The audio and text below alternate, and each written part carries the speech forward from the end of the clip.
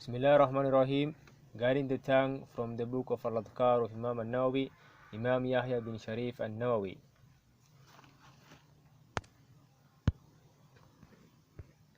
The prohibition of backbiting and gossiping.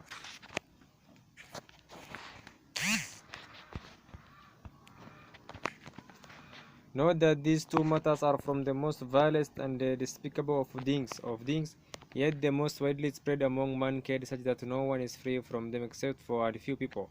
Thus I begin with these two, due to the public's need for being warned of them.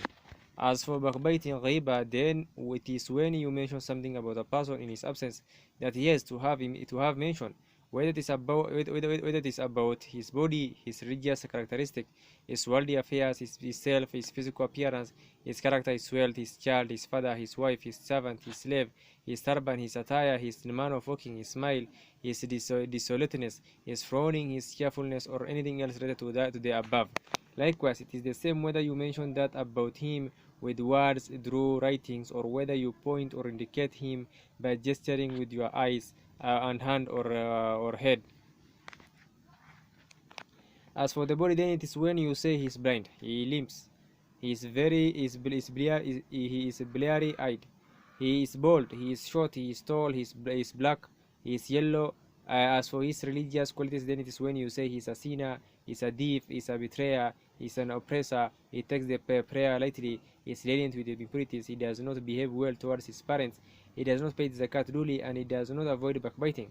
As for the worldly matters, then it is when you say he has poor manners, he is mindful of people, he does not think that anyone has right over him, he talks too much, he eats and sleeps too much, he sleeps at the wrong times, he sits in a place he does not belong in. As for those matters connected with one's parent, then it's when you say his father is a sinner, an Indian, an Abatian, a Negro, a loafer, a seedsman, a cattle dealer, a carpenter, a blacksmith, a weaver. As for this character, then it's when you say he has bad manners, he's arrogant, he's quarrelsome, he's rash and he's hasty, he's tyrannical, he's feeble, he has a weak heart, he's irresponsible, he is dismal, he is desolate, etc. As for the garment, it has wide sleeves, it has short hems, what a filthy garment, and so on. The remaining categories can be deduced based upon what we have mentioned. Consider that the source role behind it is mentioning some aspect about him that he had to have mentioned. Imam Abu Hamid al-Ghazali quoted the consensus of the Muslim scholar with regard to backbiting being once mentioning something about the other people in the absence which they had to have mentioned. The authentic hadith clarifying this will be stated later. As for gossiping namima, then it is when one conveys and carries the talk of people from one group of individuals to another with an intent of causing discord between the two of them. These are the definition of the two. As for their rulings, then they are forbidden according to the unanimous agreement of the Muslim scholars. The clear evidence in the Quran, the Sunnah, and the consensus of the Ummah indicated say it's a prohibition. Allah says, وَلَا يَكْتَبْ بَعْضُكُمْ بَعْضًا, not backbite one another, Surah Al-Hujurat. And he says, وَيْلٌ لِكُلِّ هُمَزَةٍ لُمَزَةٍ, woe to every slanderer and backbiter, Surah Al-Humaza. And he says, Hammazim Masha'im bin Namim, a slanderer going about with gossip. Hudayf radiallahu anhu reported that the Prophet ﷺ said, the one who spread gossip in Amam will not enter paradise. Ibn Abbas radiallahu anhu reported that Allah's Messenger once passed by two graves and said, verily the occupants of graves are both being tormented, and they are not being tormented of something major. In the report from Al-Bukhari, it says that rather it is indeed something major. As for the one who rather it is indeed something major. As for the first one, then he used to go around spreading gossip namima. As for the other, then he used not to protect himself from his own urine.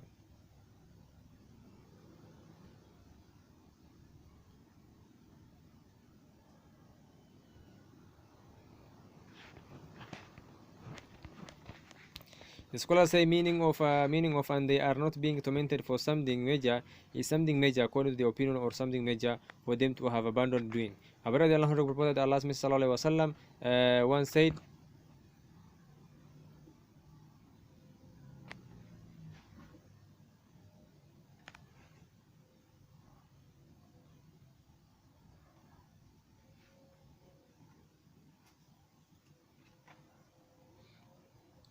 Abu Hurairah reported that Allah Wasallam once said to his companions, "Do you know what backbiting is?" They said, "Allah and His Messenger to know best." No best. He said, "You are mentioning something about your brother in his absence that he has to have mentioned." It was said, "What if there exists in my brother that which I said of him?" He Wasallam said, "If there is found in him what you say, then you have backbited him, and if there is not found in him what you said, then you have slandered him."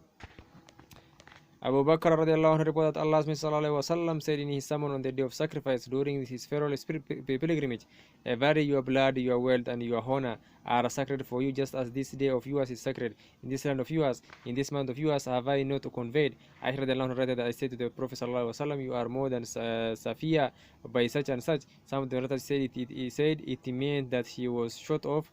She was shot. So he sallallahu alaihi wasallam said, "You have stated a word which, if mixed with the water of the sea, it will surely stain it."